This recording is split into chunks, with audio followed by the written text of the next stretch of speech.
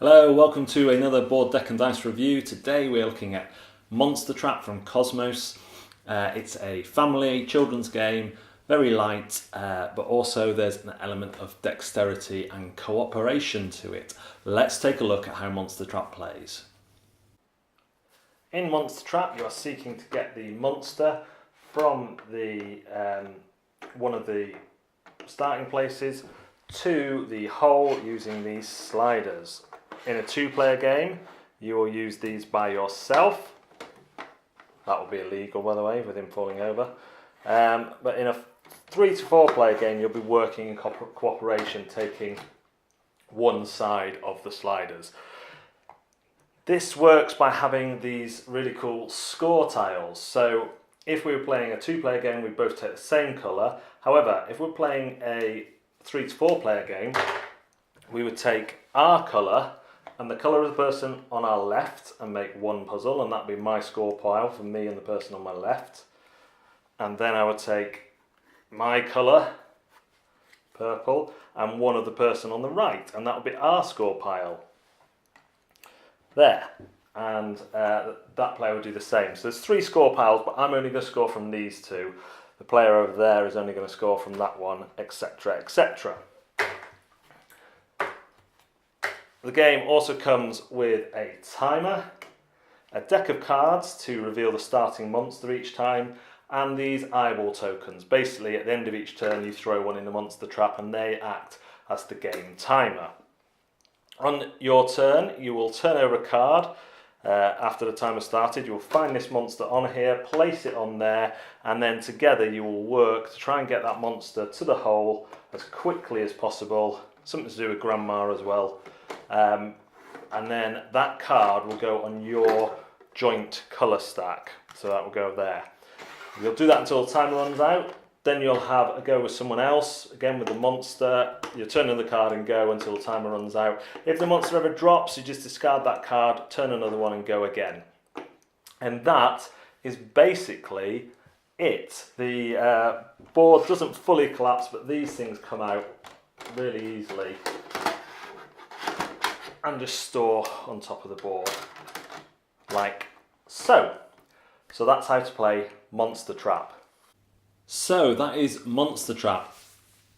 I quite like Monster Trap. I like it particularly at 3 to 4 players, where instead of just collecting and doing the puzzle yourself, you take those scoring pile puzzle pieces and you put your colour with the same colour as the person who you're teaming up with, and all the cards that go on that count for the both of you. So you've got your cards with the person on your left and your cards with the person on the right, and that makes it a lot more interesting because the scores are less likely to be equal. In a 2-player game, I find it's very much equal, or the person who's just had the easier monsters come out all the time, they were the ones who were getting more points. But in the 3 to 4 player game, I really like that kind of semi-co-op, I guess, where you're kind of working with that person. You want to get as many points as possible with them, but you want to get as many points as possible with the other person as well, because your total is the combined score.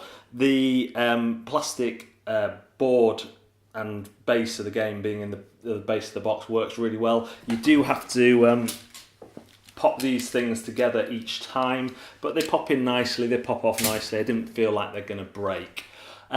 One minor annoyance about the components is those little eyeball tokens.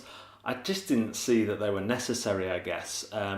They're basically used as a counter for the rounds, and once you've thrown all 12 in, you've finished, but it just seemed a little unnecessary to have that on. You can easily do a set amount of rounds without having an extra token to throw in. It is a little not difficult to get it back in the box, but you have to kind of leave it, the base of the board outside of the sliders stays as it is. It was constructed in the box, so you have to kind of fit everything in around that. But I think it's a nice family game for children of all ages, really, because of that cooperation. You can pair people up, better players with slightly worse players, and they're all going to get a good amount of points. It's fun sliding it around. It can be frustrating when you've planned out one route and the person you're sliding with wants to go the other way because they think that's faster. So I really like it. I will say, however, that this one hasn't clicked for my 7-year-old son, for Little Board Deck and Dice. And I wonder if that cooperation is part of the reason. The fact that his fate is based on not only his own skill, but someone else's skill as well. I think that might be why it's not clicking as well for him as it has done for me. But yeah, if you like what you see, great family game, low intimidation factor. The rules are really simple. Perhaps, if anything, overcomplicated with the throwing in the eyeballs, but it's not a major complication. Just in this style of game, I think you want to stay as simple as possible. And the game is a lot of fun. Because you're going to be having 2 goes every time it goes round. In a 3-player game, you're always going to be playing. In a 4-player game, you're only going to be setting out 2 and then you're in for 2. So it plays fast. There's a timer in there. Like I said, 2-player game just working for yourself, not as much fun for me, but I would play it.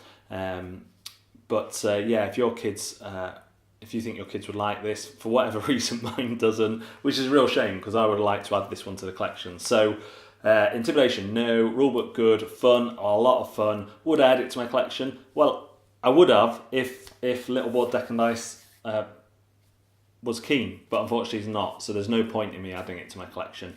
But a recommendation for me if you've got families. Thanks very much for watching Board Deck and Dice. We'll see you next time.